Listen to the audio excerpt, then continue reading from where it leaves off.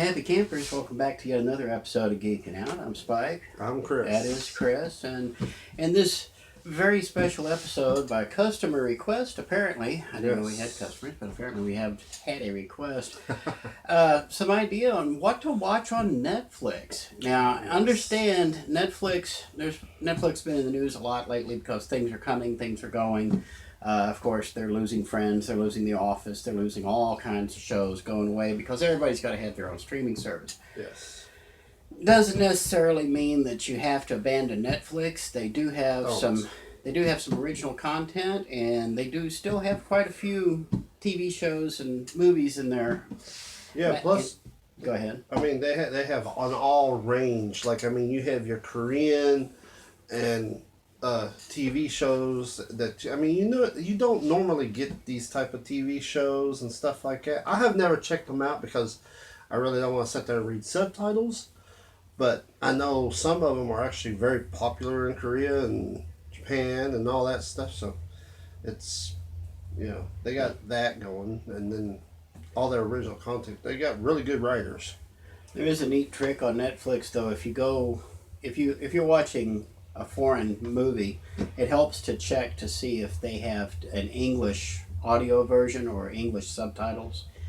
Like you said, you don't like the subtitles, but sometimes they'll actually have an English audio. Yeah. So if you go into the settings when you get the movie or TV show started, go into the settings, and then you'll see an option for setting the audio or the caption feed. So back to you. Yeah, so basically on one of my movie reviews, I told them if they would want us to talk about or do a review on an old movie, new movie, TV shows, whatever, so on and so on. So I had a couple of people that have the issue of when they're off work or something and they want to find something to watch, but they've already watched pretty much everything.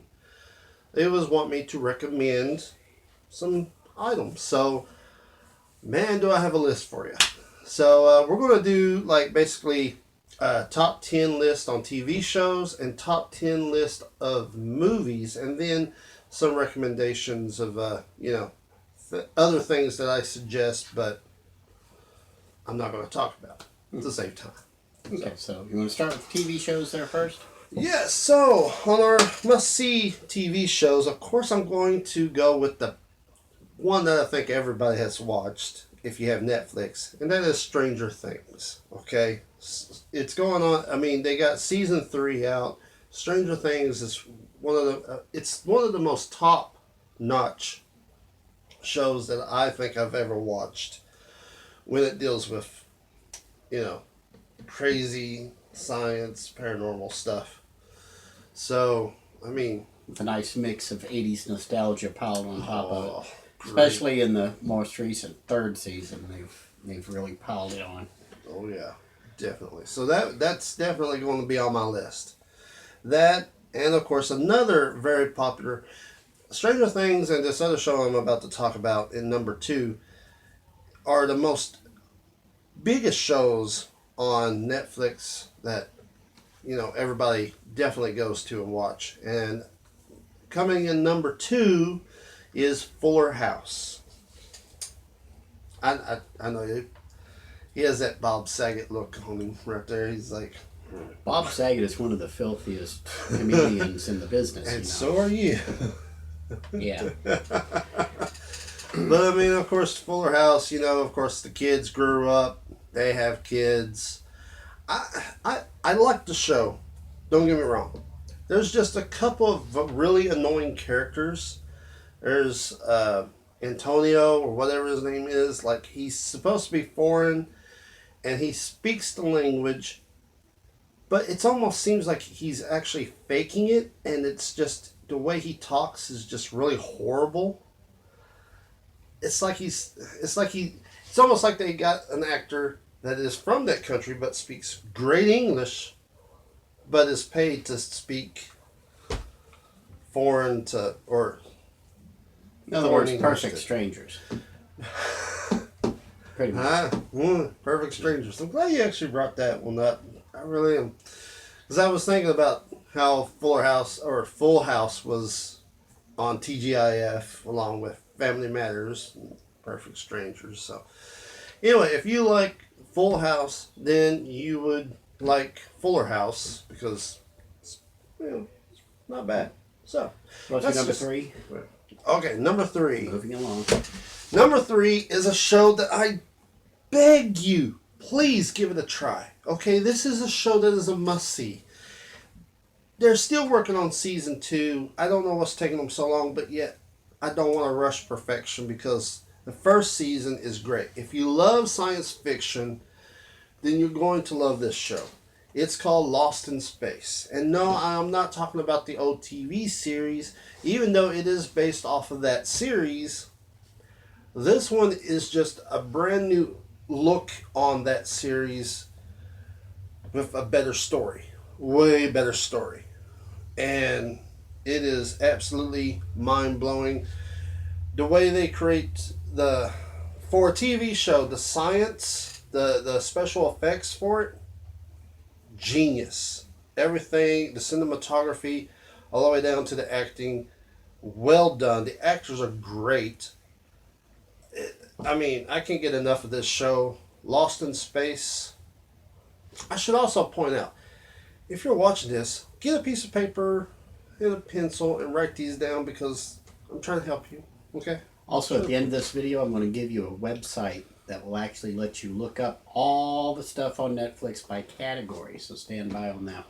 Yes. Okay, number 4 on TV shows. Number 4 is The Chilling Adventures of Sabrina the Teenage Witch. And no, I'm not talking about the old TV show with the talking cat and Melissa Joan Hart. No, this is Netflix original series based off the comic book that is more like the comic book. This show, look, if you love Halloween and, all the spookiness about it, Chilling Adventures of Sabrina is definitely that show. Like, it screams Halloween. It has everything from scary storylines, creepiness, just like the whole shebang. I totally recommend that. Okay? So, Chilling Adventures of Sabrina the Teenage Witch. Go check that out. You will love it. Number 5, The Ranch. Yes, the only reason why I watched The Ranch is Sam Elliott. Sam Elliott is amazing in anything he does. The Ranch is basically about a father who owns a ranch and he has 2 sons that are always in trouble with the law, the ladies, and everything else. The show also stars 2 people from the 70s show, Ashton Kutcher and Danny Masterson. That's what's his name. So, it's a great show. How many seasons do they have? Like 3, 4? Something like that. But it's a really good show. Check that out. Number 6 is another very, very, very good one. The Umbrella Academy. This one's based on another comic book, by the way. This was... Instead of I do before we go any further, I do want to point out something on The Chilling Adventures of Sabrina. It's not for kids. Okay? Oh, no, not like the old one. Okay, now the idea is, how Riverdale on the CW is basically Archie, but for angsty teens. Yeah. Okay, so original Archie is funny and mainly for kids, and for older angsty teens, there's Riverdale. For adult horror fans, there's Chilling Adventures. Okay, that one was a comic book, and it is for fans of The Walking Dead. Okay, this is out there. Yeah. So all over. Like Sabrina the Teenage Witch and the other nice comic books and stuff are, I guess, acceptable for kids, but Chilling Adventures of Sabrina is way out there. So just a parental advisory on that one. Yes. Now, as for the Umbrella Academy, it's based on a Dark Horse comic by Gerard Way, who did My Chemical Romance or something like that. Yeah. He's front man for them. Yeah. And it is wacky. It's a wacky little property, I'll say. It's wacky, but so good. Also not for children, by the way. No, it's not. It's not your typical superhero show. It is crazy, fun. You'll enjoy it. Trust me. Then, of course, okay. Especially if you like Doom Patrol on DC Universe. Oh, yeah. You might like this one. Yes. Okay, go ahead. All right, now 7 and 8 are basically back to back, okay? I do not, ever since Twilight, it has ruined me on vampire, anything that deals with vampires, okay? Now, of course, you had your True Blood, and then you had your Vampire Diaries. And I was like, ugh. You know, teenage girls love that crud. I do not. Until I watched an episode at a friend's house called Legacies, which is basically about a school full of vampires, witches, and werewolves. Amazing show.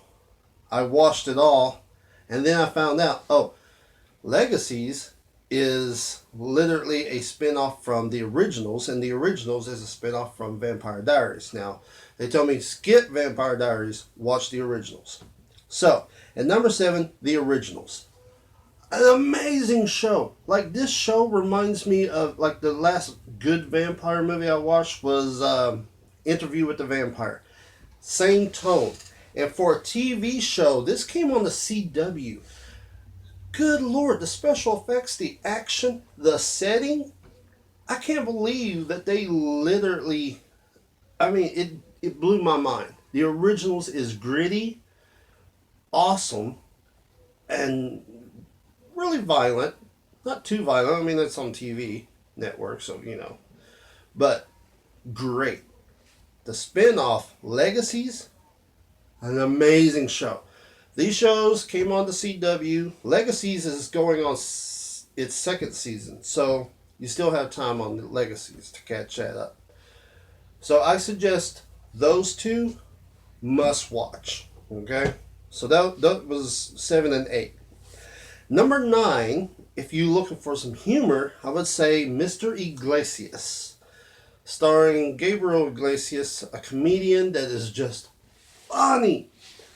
Look, I don't like stand-up, not much, but this guy is hilarious. And now he has his own TV show, which is Mr. Iglesias, where he plays a teacher at South California school, I believe.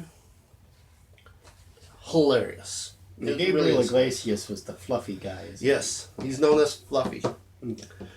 Great, and not to mention, he has a bunch of stand-up stuff on Netflix. So check this guy out. He will not let you down. You'll laugh. Number 10, Mindhunters. Now, I'm freshly new at this because they are now on season 2. Mindhunters is a great mystery crime show where they go after like some of the biggies, like Ted Bundy and, things like that. But it's done in story form of like TV show. So you have your regular actors actually acting this out. So it's not like a documentary. So I would suggest Mindhunters. Those are my top 10 TV picks. Of course, there'll be some other recommendations down there as well for you to check out. Now, top movies. Top movies, man. Top movies. Okay. And like I said, for the TV shows, the last one, Mindhunters, this is on the same level, except this one is called, in number 1, The Highwaymen. It has Kevin Costner and Woody Harrelson, and they play the real Texas Rangers that go after Bonnie and Clyde. This movie is really excellent. Great acting. Everything you really want in a good crime mystery. Definitely good. Number 2, close to my heart, Realm of the World. Realm of the World is a science fiction movie about a bunch of kids that go to camp, and then all of a sudden the world is attacked by aliens. Pretty much. And then the kids, of course, get separated from the other campers, and as they decide to go through firing blaze that the city is on, try to make it home to their families, they run into military group. And I'm not going to tell you what happens to them, but they actually have a way to stop all the aliens which ends up in the hands of these kids.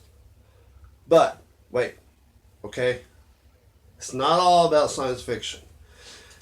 It's basically a comedy. These kids are hilarious. And I don't know what Hollywood's doing nowadays, but with the cast of It, Stranger Things, Good Boys, which I watched recently, they are finding really talented kids that actually has great comedic timing. I mean, and that's, if you can ask a comedian, it's not easy to do. Okay? So, great job. Rim of the World, check that out. Number 3, always be my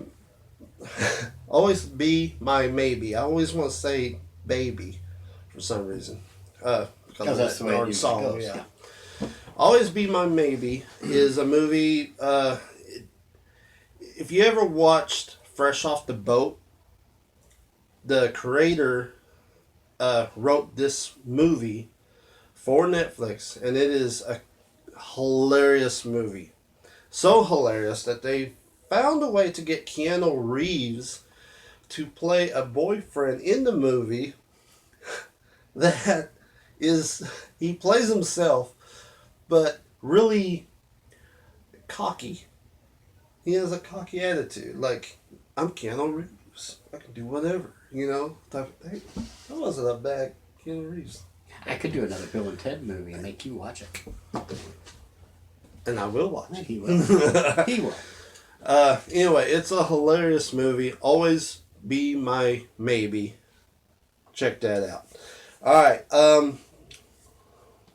number 4, Bright. Bright is one of those movies that some people like it, some people don't. I can't even... You either love it or you hate it. Yeah, I can't even really tell you the concept of this movie because it is so far out there.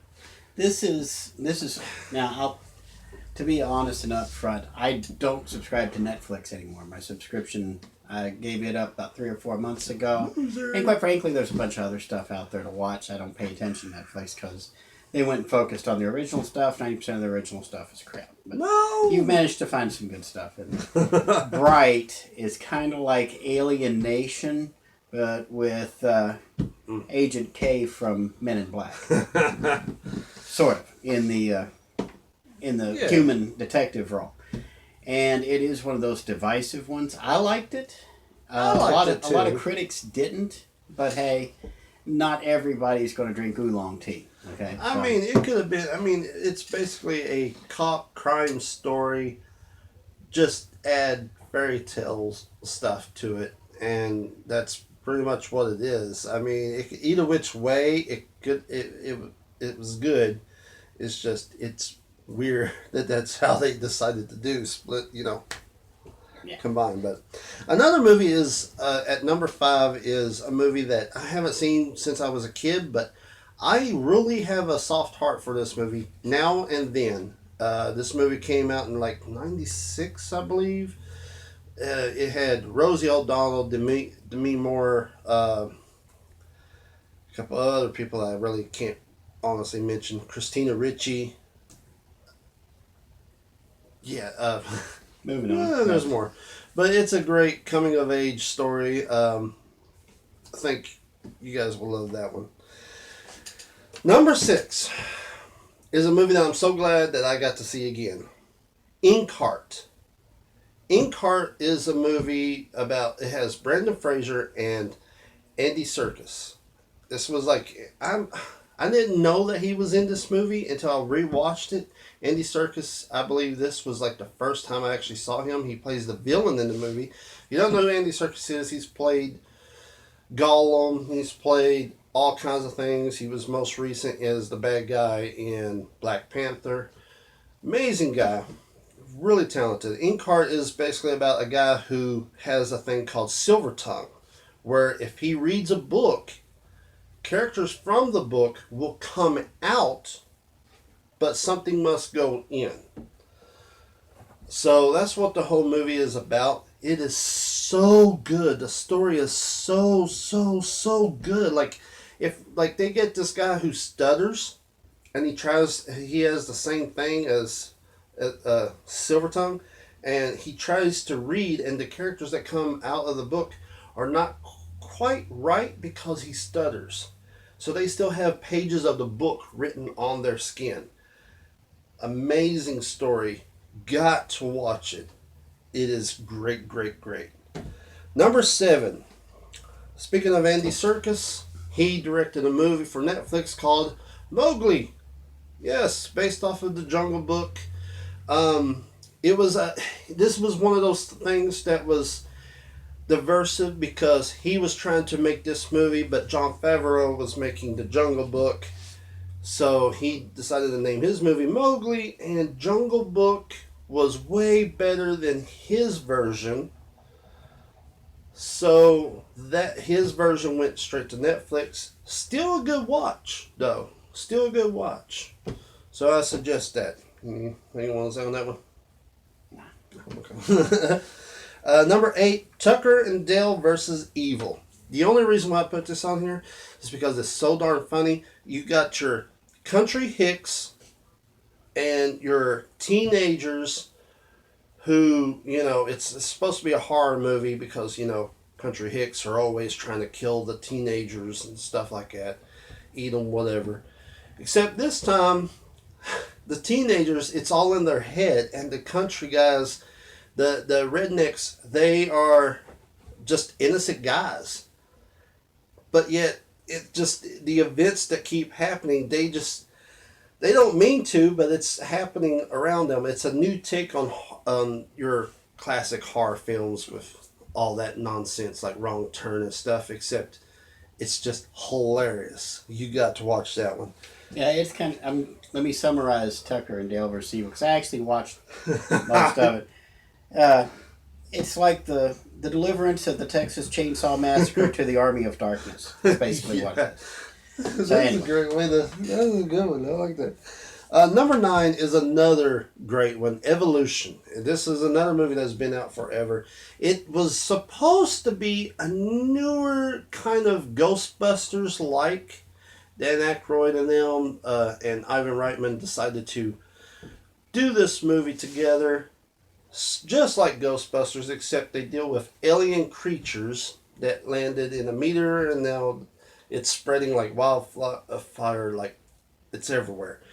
And then of course you got a teacher, scientist, and all of them just trying to team up to stop this. Again, it's the same concept of Ghostbusters except without the ghosts, pretty much. But it's hilarious. Number 10 is a movie that I only got to watch half of. I apologize for that. But what I saw was really good. It's based off a Stephen King book. It's called Gerald's Game. It's I know this might sound naughty, but basically it's about a couple that decides to spice things up. They get a cabin, she gets tied to the bed, and he dies. That's basically the movie. By Stephen King. Yes. So this gets weird. So those are my top 10 movies. I suggest you go watch those. There's a lot of great stuff there, and I got, of course, again, some recommendations for you to go check out. I hope this helps. I covered the TV shows, I covered the movies. I hope this really helps. And I might try sometime down the road do some Hulu stuff. And I'm not even gonna, when Disney Plus comes out, I'm not even going to bother doing that because, good Lord, that's going to have too much content. Well, that's what we'll talk about in our next episode, by the way. Yes. All the stuff coming up on Disney Plus, including their start date and 3 shows premiering in its first week on streaming. Of course, his honorable mentions have been scrolling there at the bottom. Before we go ahead and give you a quick idea. If you're getting bored with what Netflix is suggesting, and for all the ballyhoo that's been made about how great Netflix is at suggesting content to you, it's not that great. When I canceled my subscription, I was still getting all kinds of Spanish movies recommended because I dared to watch Lucha Underground. which is also was on Netflix. That was one I would recommend. But if you're just bored and you want to start checking out some different things that are available on Netflix, go to netflix-codes.com. It's a website that actually breaks down things like action thrillers, classic thrillers, crime thrillers, foreign thrillers, independent thrillers, gangster movies, psychological thriller.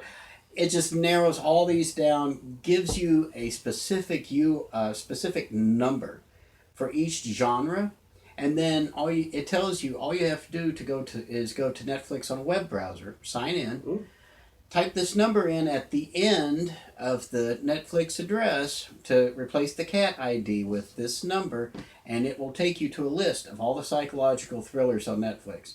Everything they've got written down as crime thrillers, for example, or action comedies with The Rock. It's all there in the codes. And hey, like I said, once you get it signed on, you can find these things, add them to your queue, watch them on the big screen, do whatever you want to do. Just a little something to keep in mind. Remember, netflix-codes.com. Don't forget the S at the end, or you're going to wind up regretting it. Yes, or use the link that I have in the comments to this show. And if you have seen all these stuff on Netflix and you want to try something new, we will also suggest taking a look at Pluto TV, which is free. It's a free app. You can put it on any of your devices. And so far, everyone that we have suggested this to and has actually went and done it, they're thanking us. Like, I got 2 things to use yesterday. And here's the other thing about Pluto TV. They just announced recently that with the merger, Viacom and CBS did finally agree to talk to each other again. So they're feeling the urge to merge. They are merging back again. Baby. If the Justice Department lets them and the Trump administration is going to do anything to stop it. So you're going to be seeing a lot more CBS shows on Pluto. Yes. So I'm not saying which ones because they haven't said which ones, but you are getting 24/7 marathon stations for Midsummer Murders, a British murder mystery, for Doctor Who, a British sci-fi show, as if you didn't know, but also for Antiques Roadshow, a bunch of other stuff. Con TV is on there somewhere. And a bunch of sports channels, and it's all free. Yeah, and it's all free. And the Pluto app is available on most smart TVs. You may have to check with your manufacturer to make sure. But Pluto is out there. They're as the last count I saw was 16 million users and growing. So and that's just in the U.S. So which is great because they totally deserve it. Trust me, they haven't let me down. I know that. So let's wrap this here. Yes. Any final words on Netflix and? No, I mean, I like Netflix. I say keep watching. You're going to find, if you go deep in, you'll find a bunch of stuff that you didn't even know was on there because I did, and there's a list of stuff. Yeah, I mean, if you guys want us to talk about anything when it comes to TV shows, movies, new or old, then let us know in the comments. Or if there's anything that you want us to talk about at all, put it in the comments below. And we will discuss it. So, give us something to talk about. So that's going to wrap our special Netflix recommendation show. You're welcome. Till next time, we are hoping to actually get a couple more episodes posted up this week. And believe it or not, the first edition of The Chore of Duty will probably be hitting Thursday night about 6 p.m. So, yay! 6 p.m. Eastern on YouTube on our Who What Where channel. So yes, that's me. Good luck, guys. Anyway, until next time, I'm Spike. I'm Chris. That was Chris, and we'll see you next time. God bless, God keep, Godspeed. Night all.